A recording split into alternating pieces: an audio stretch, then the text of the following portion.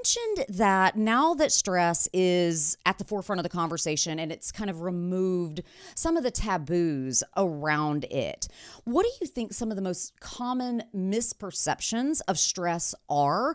And how can we reframe our understanding of what stress is? So that's a beautiful question. And it's something that I think deeply about and something I've written about in the Five Resets, my book. It's this idea of the resilience myth. And so the first kind of idea about stress that I talk about is that not all stress is bad stress.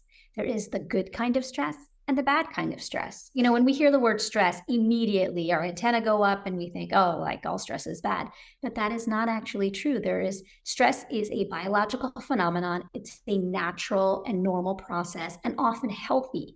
It is called adaptive stress. It's I won't use too many scientific words, but adaptive stress is what gets us out of bed in the morning, gets us to work, helps us engage and plan activities, like even your vacation that you're planning is because of healthy stress. Or let's say you're rooting for your favorite sports team. Also a little bit of healthy stress in there. Making a new friend, healthy stress. It's when stress becomes maladaptive or unhealthy, counterproductive and dysfunctional. That's when problems can set in. And when we think in pop culture, when we call things stress, what we're actually referring to is this maladaptive stress.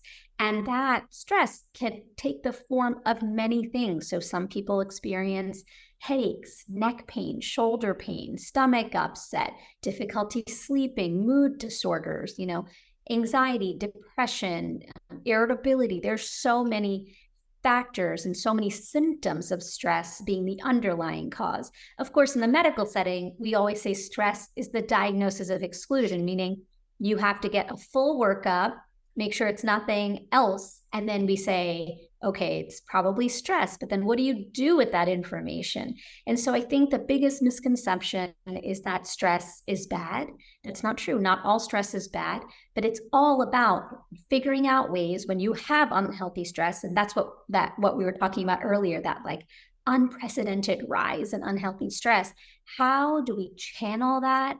And how do we transform that to healthy stress? How do we make ourselves feel a sense of engagement and meaning and purpose in the world? How do we stay productive? How do we feel rested? All of these big things that many of us, the majority of us are struggling with. It's because we haven't yet figured out how to get that unhealthy stress in check and how we can use our biology to redirect unhealthy stress back to healthy stress.